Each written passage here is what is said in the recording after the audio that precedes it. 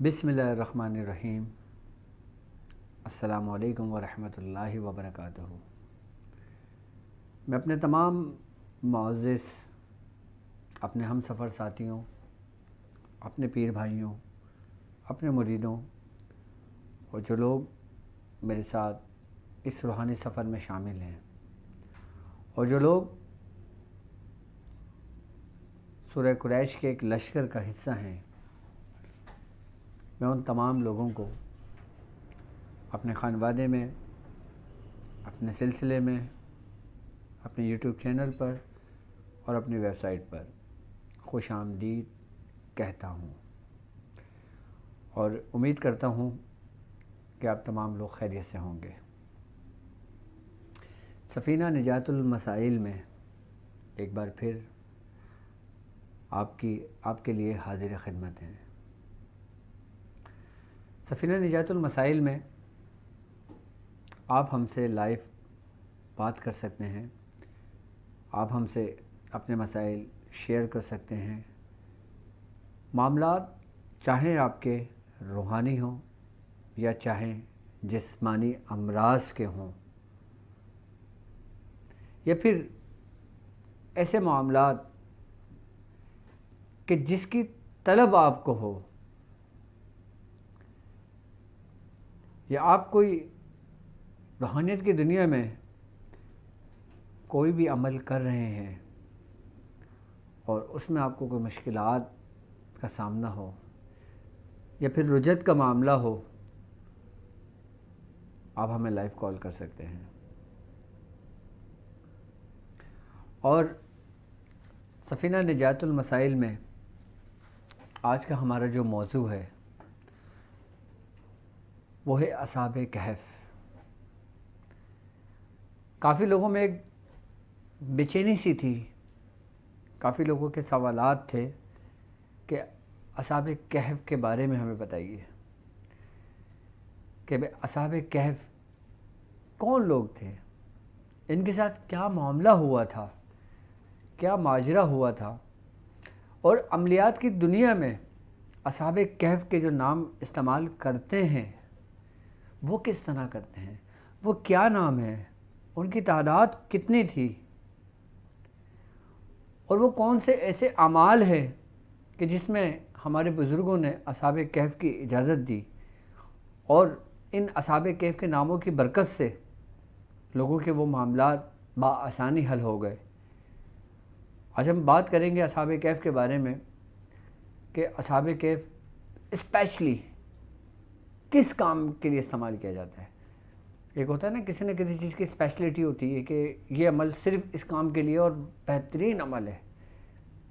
تو آج میں اصحاب کہف کے بارے میں اسی کام کے لیے آپ کو عمل بتاؤں گا جو بزرگوں نے سمجھا ہے۔ تو سب سے پہلے میں اصحاب کہف کے بارے میں آپ کو بتاؤں کہ اصحاب کہف کا جو واقعہ ہے وہ حضرت عیسیٰ علیہ السلام کے فوراً بعد کا ہے، اور اس زمانے کا جو بادشاہ تھا جس کا نام دقیانوس تھا۔ آپ نے دیکھا ہوگا نا کہ اکثر و بیشتر آپ نے سنا ہوگا کہ لوگ باتیں کرتے ہیں دقیانوسی باتیں کر رہے ہو آپ، دقیانوسی دور کی باتیں ہیں، تو وہ اس سے مشابہت لیتے ہیں، اس سے تشبیہ لیتے ہیں بادشاہ دقیانوس کی، کیونکہ بادشاہ دقیانوس ایک ظالم اور ایک جابر اور ایک مشرک شخص تھا جو بت پرست تھا۔ تو جب اس کا ظلم اپنے عروج کو پہنچا تو کہتے ہیں کہ اسی کے دربار میں کچھ لوگ نوجوانی کی حالت میں، یعنی کہ جوان تھے، انہوں نے جب بادشاہ کے ساتھ یہ معاملہ دیکھا تو انہوں نے بادشاہ کے اوپر ایمان لانے سے انکار کر دیا۔ تو بادشاہ نے ان پہ ظلم کہے اور پھر اس ظلم کی وجہ سے ان لوگوں نے بادشاہ کا محل چھوڑ کر ایک جنگل کی طرف اپنا رخ کر لیا، اور جب آپ گزر رہے تھے تو رستے میں ایک چرواہا بھی آپ کو ملا اور ایک کتا بھی جو آپ کے ساتھ ہو لیا۔ یہ نیک لوگوں کی جماعت ایک غار میں جا کے پناہ لے لی اس بادشاہ کے ظلم و ستم سے تنگ آ کر، اور جب بادشاہ نے اپنے حواریوں کو دوڑایا کہ جاؤ ان کو تلاش کرو، تو جب بادشاہ کے حواری جو تھے جو اس غار کے قریب پہنچے، جب ان کو یہ یقین ہوا کہ ان کے نشانات سے ایسا لگتا ہے کہ جیسے اس غار کے اندر گئے ہیں، اور وہ غار جو تھا وہ ایک پر اسرار غار تھا، ایک خوفناک غار تھا، کہ جب بادشاہ کو پتہ لگا کہ وہ اس غار میں چلے گئے، کہ جس غار کے اندر جانے سے جو اس وقت کے جو اس کے حواری تھے انہوں نے انکار کر دیا تھا، تو بادشاہ نے حکم دیا کہ تم اس کو دیوار لگا کر اس غار کا منہ بند کر دو تاکہ یہ اندر ہی مر جائے۔ تو بادشاہ کے حکم کے مطابق جس شخص نے یہ دیوار اٹھائی وہ ایک نیک شخص تھا۔ اس نے ایک تختی لکھی اور اس تختی پر ان لوگوں کے نام لکھے اور اس کتے کا بھی ذکر کیا، اور اس نے اس دیوار میں ہی وہ تختی جو تھی وہ کندہ کروا دی، اور غار کے منہ کو بادشاہ کے حکم پر بند کر دیا گیا۔ وہ جو لوگ غار کے اندر گئے، بہت تھکن اور تھکاوٹ کی وجہ سے ان تمام کی آنکھ لگ گئی۔ جب کچھ وقت گزرا، جب ان کی آنکھ کھلی تو انہوں نے ایک دوسرے سے پوچھا کہ آج ہم کچھ زیادہ ہی سو لیے۔ ایک نے کہا شاید ہم ایک دن سوئیں، انہوں نے کہا شاید اس سے کچھ کم، جو ہمیں قرآن کہہ رہا ہے۔ کہ سب نے کہا چلو اب بھوک لگی ہے، کچھ کھانے کا انتظام کر لو۔ اس میں سے ایک شخص جس کا نام یملیخا تھا، اس کو روانہ کیا شہر کی طرف۔ پھر وہی یملیخا جب اس شہر میں گیا تو اس نے اس شہر کا منظر بدلا ہوا دیکھا، اور جب وہ اس شہر کے قریب گیا اس نے کھانے پینے کا کچھ سامان لیا۔ جب اس نے اپنا سکہ دیا، جو دکاندار تھا اس نے کہا کہ یہ سکہ تمہارے پاس کہاں سے آیا؟ اور یہ تو 300 سال پرانا سکہ ہے۔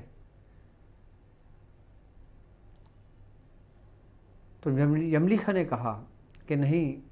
یہ میرا ہی سکہ ہے۔ تو دکاندار سمجھا کہ اس شخص کو کوئی پرانا خزانہ اس کے ہاتھ لگا ہے، تو انہوں نے بادشاہ کے جو اس وقت کا بادشاہ تھا، کہ جو جب 300 سال تک یہ سوئے، 300 سال سونے کے بعد جب یہ باہر نکلے اور دیکھا، اس وقت جو بادشاہ کی حکومت تھی اس کا نام تھا بیدوسس۔ تو اس نے بادشاہ، اچھا یہ بیدوسس جو تھا یہ ایک نیک بادشاہ تھا، ایماندار بادشاہ تھا، عادل بادشاہ تھا۔ جب اس شخص نے بادشاہ کے درباریوں کو اس کو حوالے کیا کہ یہ شخص کے پاس کوئی خزانہ ہاتھ لگا ہے، تو بادشاہ نے پھر اس سے پوچھا کہ یہ کیا ماجرا، کیا معاملہ ہے؟ اس نے کہا کہ میں جھوٹ نہیں کہہ رہا، ہمارے ساتھ ایسے واقعہ ہوا، ایک دن پہلے ہی ہم یہاں بادشاہ کے ڈر سے، خوف سے چھپے ہیں۔ اس نے کہا کہ یہ 300 سال پرانا سکہ ہے، یہ کیسے ممکن ہے؟ تو بادشاہ پھر یملیخا نے کہا آپ میرے ساتھ، میرے ساتھی بھی اس غار کے اندر موجود ہیں۔ فرماتے ہیں کہ یملیخا جو تھا پھر وہ ان بادشاہ کو اور ان کے حواریوں کو لے کر اس غار کے قریب پہنچا کہ جہاں پہ اس کے ساتھی موجود تھے۔ تو جب بادشاہ نے اس تختی پہ ان کے نام دیکھے اور تعداد دیکھی تو بادشاہ نے اللہ کا شکر ادا کیا کہ اے باری تعالیٰ تو نے اپنی نشانیوں میں سے ایک بڑی نشانی ہم پر ظاہر فرما دی۔ اس بادشاہ کی یہ دعا تھی۔ اس وقت جب نیک بادشاہ تھا، بیدوسس جو تھا، اس وقت لوگوں میں اختلاف پایا جا رہا تھا، اختلاف اپنے عروج پہ تھا کہ اللہ تبارک تعالیٰ مردوں کو زندہ کیسے کرے گا۔ اکثریت میں لوگوں کا یہ اختلاف تھا کہ مردے مر گئے، گل گئے، سڑ گئے، ختم ہو گئے۔ لیکن جب اللہ تبارک تعالیٰ نے اصحاب کہف کی صورت میں جب اپنی بڑی نشانی یہ ظاہر کری، اس کے بعد بادشاہ کو یہ یقین ہوا اور تمام لوگوں نے اب یہ ماجرا اپنی آنکھوں سے دیکھا، اس کے بعد پھر وہی یملیکا اس غار کے اندر جا کر اپنے ساتھیوں کو تمام ماجرا، تمام واقعہ بتا کر پھر وہ دوبارہ اسی نیند سو گئے۔ کچھ روایت میں ہے، کچھ معاملات میں ہے کہ وہ ان کا وصال ہو گیا تھا، اور کچھ کہتے ہیں گہری نیند میں سو گئے تھے، کچھ کہتے ہیں کہ ان کے جب ان کا انتقال ہو گیا تھا، یہ مر گئے تھے، تو ان کے بادشاہ نے، جو نیک بادشاہ تھا، اس نے ان کے صندوق بنوا کر وہیں رکھوا دیے تھے، اور اس کو ایک دیوار اٹھا دی تھی اور اس پہ نام لکھ دیا تھا کہ یہ نیک مومنین کی جماعت ہے۔ اور یہاں تک کہ جب دور اصحاب کہف کے لوگ جب اس غار کے اندر موجود تھے، یہاں تک کہ قرآن کہتا ہے کہ جب سورج طلوع ہوتا تھا جہاں پہ وہ غار تھا، تو سورج دائیں جانب اپنا رخ کر لیا کرتا، اور جب غروب ہوتا تھا تو بائیں جانب کترا کر گزر جاتا تھا۔ اچھا، کچھ لوگ یہ کہتے ہیں کہ اصحاب کہف کے جو سال تھے وہ 309 بنتے ہیں، اور کچھ کہتے ہیں 300 سال تھے۔ اچھا، ان کے ناموں میں اختلاف آیا ہے، ان کی تعداد میں اختلاف آیا ہے، جبکہ قرآن ہمیں کہہ رہا ہے کہ 5 لوگ تھے، 6واں ان کا کتا، 6 لوگ تھے، 7واں ان کا کتا، 7 لوگ تھے، 8واں ان کا کتا، مطلب، اور قرآن یہ بھی کہہ رہا ہے کہ تم ان کی گنتی میں نہ پڑو، اور اللہ بہتر جانتا ہے ان کی گنتی کتنی ہے۔ لیکن بعض روایتوں سے ہمیں جو ملتا ہے وہ ہمیں یہ ملتا ہے کہ 7 لوگ تھے، اور ایک چرواہا تھا اور ایک کتا تھا۔ اچھا، اس کے نام میں بھی کافی اختلاف ہے، اکثر کتابوں میں بھی، بڑی بڑی مشہور کتابیں، اس میں بھی کچھ ناموں کے اندر اختلاف ہے، لیکن وہ نام جو ہم تک ہمارے میاں حضور سے پہنچے، جو ہم تک ہمارے بزرگوں سے سلسلہ وار پہنچے، وہ نام میں لکھوا کر آپ کو PDF اسی ڈسکرپشن کی لنک میں مل جائے گا اصحاب کہف کے۔ اچھا، اصحاب کہف کے جو نام ہیں، یہ تو تھا ان کا ایک پورا واقعہ، پورا ماجرا، جو نیک لوگوں کی ایک جماعت کے ساتھ یہ پورا معاملہ ہوا، جو ہر بندہ اس واقعات کے بارے میں جانتا ہے۔ لیکن اب ہم بات کرتے ہیں کہ عملیات کی دنیا میں اس کا استعمال کیوں کیا جاتا ہے؟ کیا ان ناموں کے اندر ایک ایسی کیا پراسرار قوتیں موجود ہیں؟ اس میں ایسی کیا روحانیت ہے؟ اس میں کیا معاملات ہیں جو روحانیت کی دنیا میں عاملین نے، بزرگان دین نے باقاعدہ طور پر ان ناموں کو اپنے ورد میں رکھا؟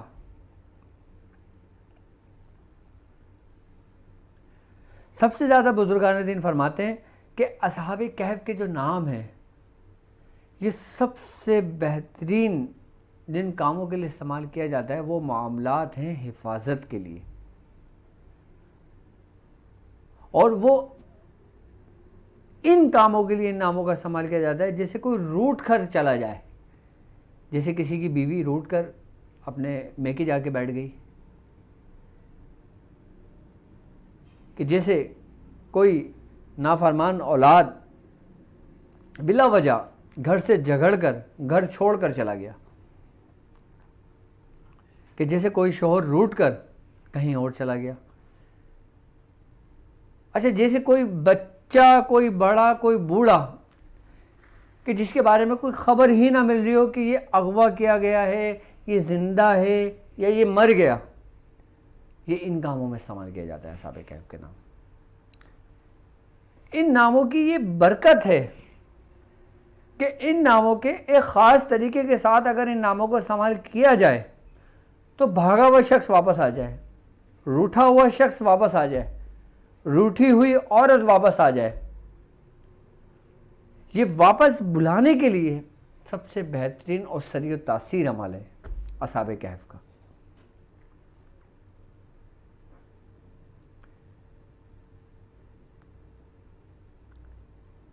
اچھا، بعض لوگ جادو کا اتار تو کر لیتے ہیں، جادو کا توڑ تو کر لیتے ہیں، کچھ عرصے ان کے ساتھ معاملہ ٹھیک ہوتے ہیں اور پھر کچھ عرصے کے بعد دوبارہ ان کے ساتھ وہی معاملات ہونے لگتے ہیں۔ اس کی حفاظت کے لیے بھی، اس کی قلعہ بندی کے لیے بھی اصحاب کہف کے نام سے کیا جاتا ہے۔ یہ بھی طریقہ کار ہے کہ یعنی کہ پلٹاوا جسے کہتے ہیں،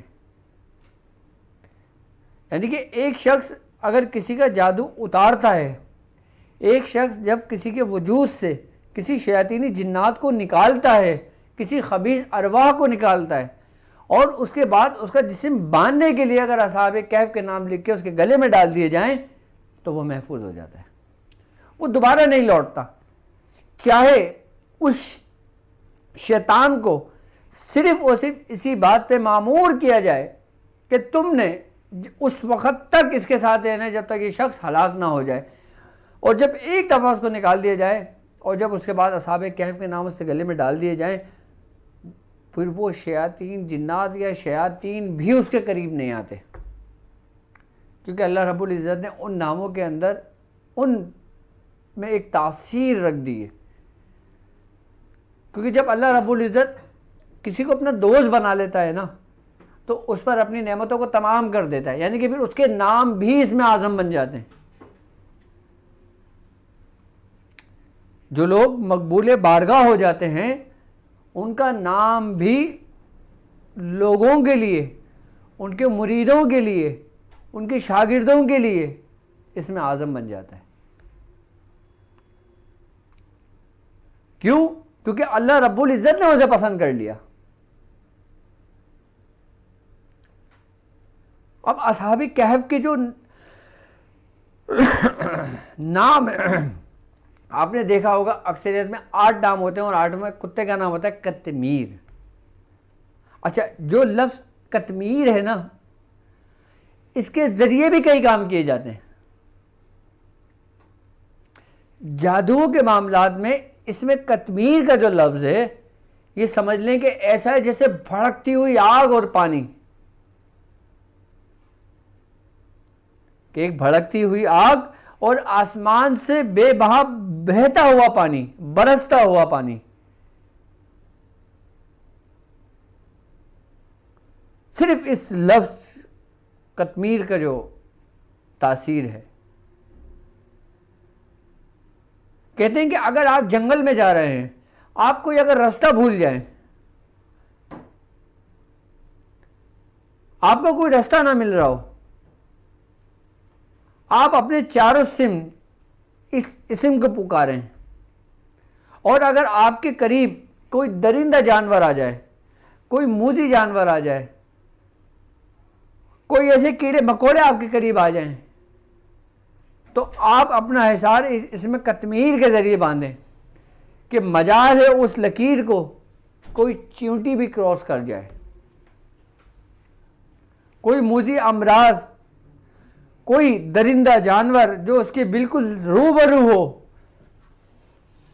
اور وہ اس کو دل سے پڑھ لے، تو وہ جانور بھی اپنی گردن جھکا کے اپنا رخ بدل لے۔ کہتے ہیں کہ یہ تمام کے تمام لوگ جنت میں داخل ہوں گے، تو کیا کتا بھی جنت میں داخل ہوگا؟ اچھا، کتے کی جو رال اور جو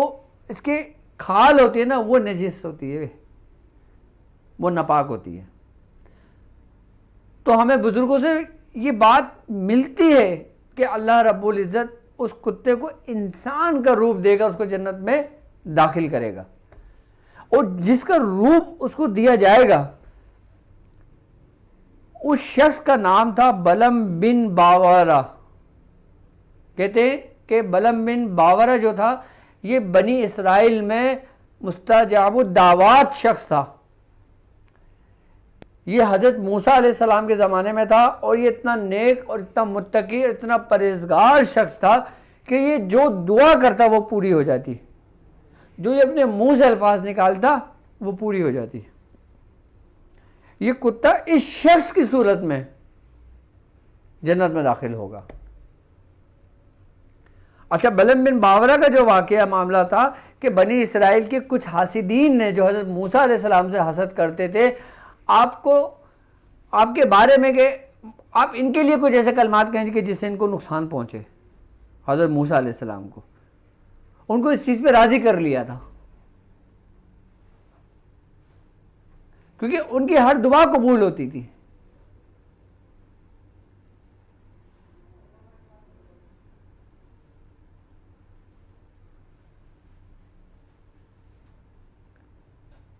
تو جو قطمیر ہے وہ پھر ان کی صورت میں جنت میں داخل ہوگا۔ اب روحانیت کی دنیا میں، عملیات کی دنیا میں، اصحاب کہف کے جو نام ہیں، ان کے جو پڑھنے کے جو طریقہ کار ہیں، وہ ہر سلاسل میں مختلف ہیں۔ جیسے خاندان قادریہ میں یہ مختلف طریقے سے پڑھوایا جاتا ہے، اور جب اس کا عمل کروایا جاتا ہے تو اس کا توشہ دیا جاتا ہے۔ یعنی کہ توشہ کہتے ہیں کہ کسی سامان کو،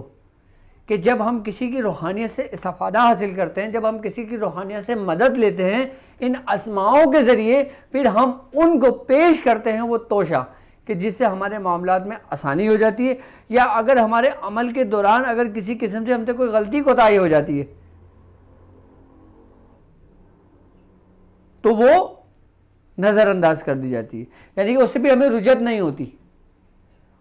اس کے بھی جو نیگیٹیوٹی کے اثرات ہوتے ہیں پھر وہ ہم پر مسلط نہیں ہوتے، جو توشہ دیا جاتا ہے۔ اچھا، جب توشہ دیا جاتا ہے، توشے کا مختلف سامان ہے۔ اب اس کا عمل اتنا سخت ہوتا ہے کہ سب سے بڑی بات یہ ہوتی ہے کہ اس کے عمل کی اجازت بھی بہت کم لوگوں کو دی جاتی ہے۔ میں بھی اس کے طریقہ کار صرف آپ کو جو جنرل طریقہ کار ہے نا، نارملی طریقہ کار ہیں جو ہم ہر عام انسان وہ کر لے، میں صرف وہ بتاؤں گا، وہ طریقہ کار نہیں بتاؤں گا کہ جو عملیات کی دنیا میں قدم رکھنے کے ہوتے ہیں، جس کو بزرگان دین نے بڑا اس کو محفوظ اور اس کو بڑا پوشیدہ رکھا ہے، کہ جس کے ذریعے اس کی زکوٰۃ ادا کی جاتی ہے، کہ جس کے ذریعے اس کا توشہ دیا جاتا ہے، کہ جس کے ذریعے پھر اس کے آگے کی منازلیں طے ہوتی ہیں۔ یہاں تک کہتے ہیں کہ اصحاب کہف ہی کہ خالی اس میں مبارک کیوں انسان 8 سال میں مکمل کرتا ہے پورے، اس کا جو عمل ہے، مکمل جو عمل ہے اس کا، کہ جس کو کہتے ہیں کہ جو بندہ صاحب دعوات بنتا ہے اس کا، اصحاب کہف کا، اور ہر اسم کی ریاضت پورے 360 دنوں پر مشتمل ہوتی ہے، پورے 1 سال ہوتی ہے مشتمل اس کی۔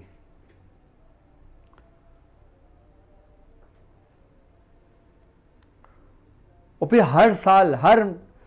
3 مہینے کے بعد اس کے توشے جو دیے جاتے ہیں، وہ طریقہ کار بزرگان دین بہت کم لوگوں کو اس کی اجازتیں دیتے تھے، بہت کم لوگوں کو اس کی اجازتیں دیتے ہیں،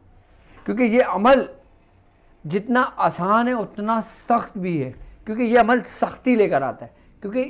یہ وہ عمل ہے کہ جس کے اندر آزمائشیں بہت زیادہ ہوتی ہیں۔ اس لیے بزرگان دین کسی کو بتاتے ہوئے، نوید یہ کال ریسیو کرو، کہ بتاتے ہوئے باقاعدہ ڈرتے تھے کسی کو بھی عمل بتاتے ہوئے، کیونکہ یہ وہ عمل ہے کہ اس عمل کے دوران اس کے اندر آزمائشیں بہت زیادہ ہوتی ہیں،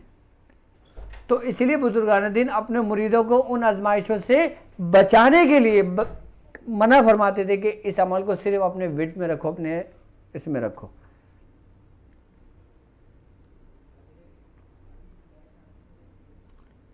اس عمل کی ایک خاص بات اور بھی ہے، اگر کسی شخص کا یہ عمل کھل جائے اور وہ ذرا سا گمراہ ہو جائے، اس میں لرزش ہو جائے، تو وہ ظالم بن جاتا ہے۔ اسی لیے بھی بزرگان دین احتیاط کرتے ہیں یہ عمل بتانے کو، کیونکہ اصحاب کہف کے جو نام ہیں یہ سمجھ لیں کہ برہنہ تلواریں ہیں، یہ برہنہ تلواریں ہیں یہ، اور ایک ایسی تلوار جو ذرا سی لرزش سے خود کو بھی ہلاک کر دیتی ہے۔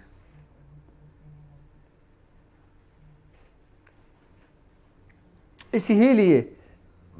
اکثریت بزرگان دین نے، یہاں تک کہ نقش بندیہ خانوادے میں، یہاں تک کہ چشتیہ خانوادے میں، یہاں تک کہ نظامیہ خانوادے کے اندر اس کو صرف ورد میں رکھنے کا کہا گیا ہے، اپنے وہ بھی خاص خاص لوگوں کو، اپنے خاص خاص خلفاؤں کو۔ عام لوگ اس کے نام لکھ کر باقاعدہ طور پر حفاظت کے لیے اپنے گھر میں لگا لیتے ہیں، اس سے گھر میں حفاظت رہتی ہے، اس سے گھر میں حفاظت رہتی ہے، کوئی جنات، کوئی شیطان، کوئی شریر اس دروازے سے داخل نہیں ہو سکتا جس دروازے کے اوپر اصحاب کہف کے نام لکھے ہوں۔ اور اگر کوئی شخص روٹ کے چلا گیا ہو، اس کے لیے کیا کیا جائے؟ اس کے لیے یہ طریقہ کار ہوتا ہے کہ آپ اصحاب کہف کے نام بالکل دائرے میں لکھیں، ایسے گولائی میں، ایسے بالکل گولائی میں لکھیں، ٹھیک ہے، اور بیچ میں قطمیر لکھیں، جو سب سے لاسٹ نام ہوگا، میں آپ کو پی ڈی ایف نام سینڈ کر دوں گا اس کی، بیچ میں اسم قطمیر لکھیں اور اس کے نیچے اس شخص کا نام اور اس کی ماں کا نام لکھیں کہ جو بھاگ گیا ہو، جو روٹھ گیا ہو، جس کو بلانا ہو، جس کو واپس لانا ہو، جس کو راضی کرنا ہو، اس کا نام لکھ دیں، اور نیچے 3 دفعہ آپ حاضر شد حاضر شد حاضر شد لکھ دیں۔ اس کے بعد اس کو فولڈ کر کے اس کو تعویذ بنا لیں اور اس کو کسی وزن دار چیز کے نیچے دبا دیں، کسی وزن کے نیچے دبا دیں۔ کہتے ہیں کہ 3 دن کے اندر روٹھا ہوا شخص، 3 دن کے اندر بھاگا ہوا شخص واپس آ جائے گا، اور جب وہ شخص لوٹ آئے پھر آپ اسی تعویذ کو نکال کر ٹھنڈا کر دیں اور میٹھے گڑ کے چاول بنا کر آپ اصحاب کہف کی فاتحہ کا اہتمام کریں، ان کو اصال کریں، اور بالخصوص ہمارے خانوادے کے اندر جو ہوتا ہے نا، وہ حضرت بابا فرید مسعود گنج شکر رحمۃ اللہ علیہ، آپ کو بھی اس کا اصال کیا جاتا ہے کہ جب ہم اس کے ذریعے کام لیتے تھے نا، تو خاص کر اگر میں کسی کو کوئی تعویذ بنا کے دیا کرتا تھا تو میرا جو طریقہ کار تھا وہی طریقہ کار تھا کہ میں اصحاب کہف اسم دیکھ کر پورا گولائی میں اس کو لکھتا تھا، ٹھیک ہے، قطمیر لفظ بالکل اوپر کر کے لکھتا تھا، اور نیچے یہ لکھتا تھا کہ بھاگ، یعنی کہ جس شخص کے لیے کیا جا رہا ہے وہ لکھتا تھا، اور پھر بعد میں حضرت بابا فرید مسعود گنج شکر رحمۃ اللہ علیہ آپ کا نام لکھتا تھا۔ آپ کا نام لکھنے کے بعد پھر اس بندے کا نام لکھتا تھا کہ جس بندے کو بلایا جاتا ہے، اس کا نام اور اس کی ماں کا نام لکھ دیا کرتا تھا، اور لکھنے کے بعد پھر یہی لکھتے تھے حاضر شد، یعنی کہ حاضر کر دو، حاضر کر دو، حاضر کر دو، حاضر کر دو لکھ دیں، حاضر شد حاضر شد حاضر شد لکھ دیں، یا حاضر ہو حاضر ہو حاضر ہو لکھ دیں۔ اس کے بعد اس کو لپیٹ کر اور اس کو وزن کے نیچے دبانے کو دے دیا کرتا تھا۔ 3 دن کے اندر پیشنٹ میرے پاس واپس آ جاتا تھا، اور کبھی ایسا بھی ہوا کہ 3 دن کے بعد آیا اور اس نے کہا کہ ڈاکٹر صاحب میرا کام ابھی نہیں ہوا۔ میں نے کہا اس کو دبا رہنے دو، پھر 3 دن کے بعد آگے مجھے بتانا، اور پھر اب تم ایک کام یہ کرو کہ جس جگہ تم نے یہ دبایا ہے اس جگہ، جس جگہ یہ دبایا ہے اس جگہ ایک تسبیح صرف اس میں قطمیر کی پڑھنا، اور اس لیے آواز سے پڑھنا کہ جیسے تم کسی کو پکار رہے ہو، جیسے تم کسی کو سنا رہے ہو، اس جگہ پہ جس جگہ پہ وہ آپ نے دبایا ہے آپ اس جگہ بیٹھ کے 3 دن اسم یا قطمیر یا قطمیر یا قطمیر کر کے پڑھنا اور اپنا مقصد دہرانا۔ پھر وہ 3 دن کے اندر جب وہ آیا تو وہ تعویذ لے کر آیا کہ ڈاکٹر صاحب میرا کام ہو گیا۔ یعنی کہ پہلے سمپل طریقہ کار آپ نقش لکھ کے اس کو دبا دیں، اگر 3 دن میں نہیں آئے تو پھر ایک تسبیح اسی ترتیب سے صرف اسم قطمیر کے پڑھنا ہے، پڑھ کے آپ وہ کر لیں، وہ شخص لوٹ آئے گا۔ اچھا، اب ایک طریقہ کار اس کا میں وہ طریقہ کار بتا رہا ہوں، اس کے لیے آپ کو کسی چلے کی ضرورت نہیں ہے، اس کے لیے آپ کو کوئی عمل کرنے کی ضرورت نہیں ہے، صرف اپنے ورد میں رکھ لیں تو یہ آپ کے لیے بہتر ہے کہ آپ اس کو 9 مرتبہ پڑھ لیں، تو اس کا کوئی نقصان نہیں ہوگا، کوئی رجت نہیں ہوگی، کوئی پریشانی نہیں ہوگی آپ کو، اپنے ورد میں خالی رکھنے کے لیے، عام لوگوں کے لیے یہ۔ اچھا، اب کوئی شخص کسی ایسے موذی امراض میں مبتلا ہو گیا کہ جس کو ڈاکٹر نے کہا ہو کہ یہ لا علاج ہے، کہ اس کا کوئی علاج نہیں ہے، اس صورت میں کیا کیا جائے؟ کہ جہاں پہ تمام دروازے میڈیکل کے بند ہو جاتے ہیں، وہاں پہ ایک دروازہ کھلتا ہے جس کا نام ہے اصحاب کہف۔ جہاں پہ میڈیکل کے سارے دروازے بند ہو جاتے ہیں، وہاں پہ اس غار کا دروازہ کھلتا ہے کہ جس کو کہتے ہیں اصحاب کہف۔ اس کا طریقہ کار بھی آپ سمجھ لیں کہ آپ تانبے کا کوئی کٹورا بنوا لیں، تانبے کا کٹورا بنوا لیں جس میں پانی پیتے ہیں۔ اچھا، اگر چاندی کا بنوانا چاہیں تو چاندی کا بنوا لیں، بہتر تانبا ہے۔ تانبے کا آپ کٹورا بنوا لیں، بنوانے کے بعد اس کو پورا صاف کر لیں، ٹھیک ہے، اور اس کے اندر جو نا اصحاب کہف کے نام کندہ کروا لیں، اس میں پورے اصحاب کہف کے نام، آج کل سونار کے قریب بیٹھے ہوتے ہیں لوگ جو تعویذ کندہ کرتے ہیں مختلف دھاتوں کے اوپر، ان سے جا کے اصحاب کہف کے پورے نام ایسے کروا کے، اور بیچ میں جو پانی کی جگہ ہوتی ہے وہاں پہ قطمیر لکھتے ہیں اسے، یہ پورے اصحاب کہف کے نام لکھیں، قطمیر لکھیں، اور آخر میں آپ اس میں یہ ضرور لکھیے گا کہ بحق لا الہ الا اللہ محمد رسول اللہ۔ اس کلمے کا اس میں اضافہ کرنا ہے بحق کے ساتھ۔ یہ تیار ہو گیا، اس کے بعد آپ نے مریض کو اسی ہی کا پانی پلانا ہے، اور کوشش کرنا کہ یہ پیالہ خالی نہ رہے، اس میں مزید پانی ڈالتے رہنا، پورا خالی نہ ہو۔ اگر جیسے مثال کے طور پہ ایک شخص کسی بیماری میں مبتلا ہے، اس نے ایک پورا پیالہ تیار کرا، اور پیالہ تیار کرنے کے بعد اس نے اس میں پانی ڈال کر مریض کو پلانا شروع کر دیا۔ اب مریض نے پانی پیا، پانی رکھ دیا، اور پھر اسی میں پانی ڈال دیا، پھر اسی مریض میں 3 دن اس طریقے سے پانی پیے، پھر 3 دن کے بعد پھر پہلے پانی پورا چینج کر دیا۔ اچھا، یہ وہ طریقہ ہے کہ جو تم سمجھ لیں کہ بیماریوں کا علاج ہے، جو ظاہری بیماریاں ہوں، جو موذی امراض ہوں۔ اچھا، اب ہم آتے ہیں روحانی بیماریوں کی طرف، کہ جسے عاملین حضرات ہوتے ہیں، کہ جسے کسی کا اوتار کیا ان کا سر بھاری ہو گیا، کسی پہ دم کیا ان کا جسم بھاری ہو گیا، جیسے کسی ایسے گھر میں چلے گئے کہ جس گھر کے اندر کچھ معاملات، کچھ شیاطینی جادوگر جنات تھے، ان کا جسم سن ہونے لگا، ان کے ہاتھ پیر ٹھنڈے ہونے لگے۔ اچھا، یہ بھی امراض میں سے آتا ہے۔ اچھا، اس کی سب سے بڑا جو مسئلہ ہوتا ہے نا، وہ ہوتا ہے انسان کے اعصاب۔ اگر عاملین حضرات کو اپنے اعصاب پر کنٹرول ہوا تو وہ اس کو سہ جاتے ہیں، اور جن کے عاملین کو اپنے اعصاب کے اوپر کنٹرول نہیں ہوتا، پھر وہ چیزیں ان پر حاوی ہو جاتی ہیں۔ تو یہ بھی ایک مرض ہے روحانی، صرف حسد، بغض، جلن یہی مرض نہیں ہے بیماریاں روحانی امراض اور بھی ہیں بہت، میں ایک ایک کر کے بتاؤں گا آپ کو وہ کون کون سے ہیں۔ یہ بھی روحانی ایک بیماری کہلاتی ہے، ایک مرض ہے۔ ہم اس سے کیسے اسٹرانگ ہو سکتے ہیں؟ جیسے آپ نے دیکھا ہوگا کہ کئی ایسی جگہ پہ گئے، ایک لمحے کے لیے آپ کو پورے جسم کے اندر جھرجھری سی آ گئی، آپ کا دماغ ہلکا تھا پورا سننے لگا۔ یہ بھی کیفیات ہوتی ہیں۔ اس کے لیے وہی پیالہ اس کو تیار کریں گے آپ، اور پھر یہی اصحاب کہف کے جو اسم ہیں، صرف ایک تسبیح اصحاب کہف کی پڑھیں گے، اور اسم یا قطمیر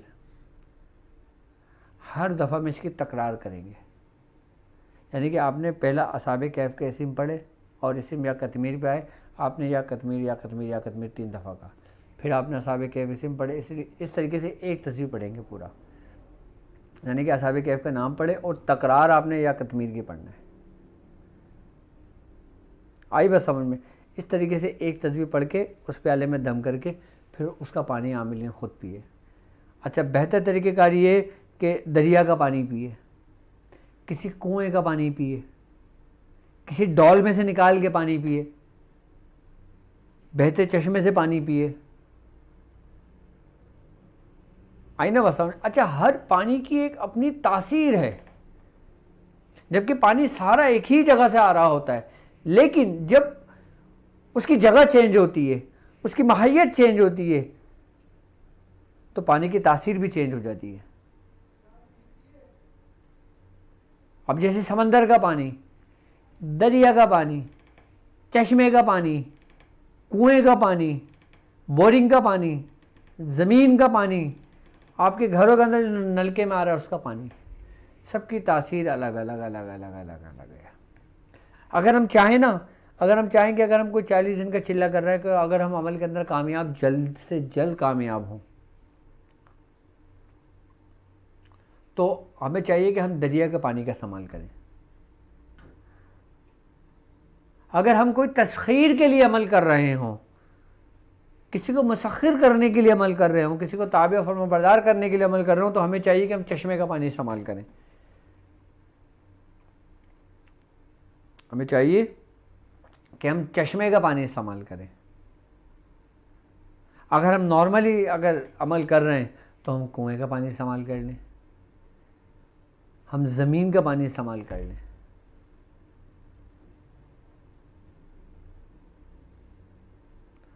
اور سب سے بہترین دریا کا، چشمے کا پانی سراہی کے اندر یا مٹکے کے اندر بھر کر آپ اپنے استعمال کے لیے رکھ لیں۔ یہ تو اصحاب کہف کا کام کرنے کے طریقہ کار تھے جو میں نے عام لوگوں کے لیے تعلیم کریں۔ اچھا حضور، چاند گرہن کے جو لوگ عمل کر رہے ہیں 15 دن ان کے مکمل ہو جائیں گے۔ 15 دن کا میں نے آپ کو طریقہ کار سمجھایا تھا۔ اچھا، جب سورج گرہن ہوگا تو آپ نے، سورج گرہن ہفتے کے دن ہوگا، اس دن کو کتنا پڑھنا چاہیے؟ اس دن آپ اپنے عمل کی وہی تعداد رکھیں گے جو آپ عام روٹین میں رکھتے ہیں۔ اگر جو لوگ 313 مرتبہ کر رہے تھے اس عمل سے پہلے، وہ 313 بار کریں گے، اور جو 1111 کر رہے تھے وہ 1111 کریں گے، پھر اپنے عمل کو کنٹینیو کرنے شروع کر دیں گے جس ترتیب سے اس سے پہلے والا عمل کر رہے تھے، کیونکہ یہ 15 دن کا عمل تھا، کیونکہ اس کے بعد چاند پیدا ہو جانا تھا۔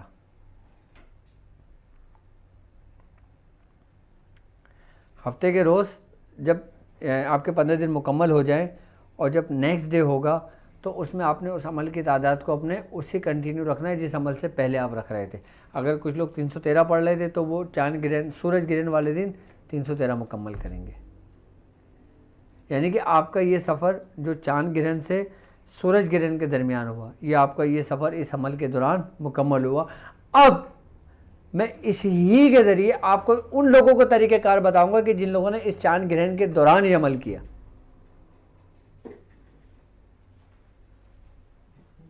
آپ نے اگر اس 15 دن میں محنت کری ہے، ریاضت کری ہے، تو اس کا فائدہ بھی آپ کو ہونا چاہیے۔ فائدہ اس وقت ہمیں ہوگا کہ جب ہمیں اس کے طریقہ کار معلوم ہوں گے آگے جانے کے۔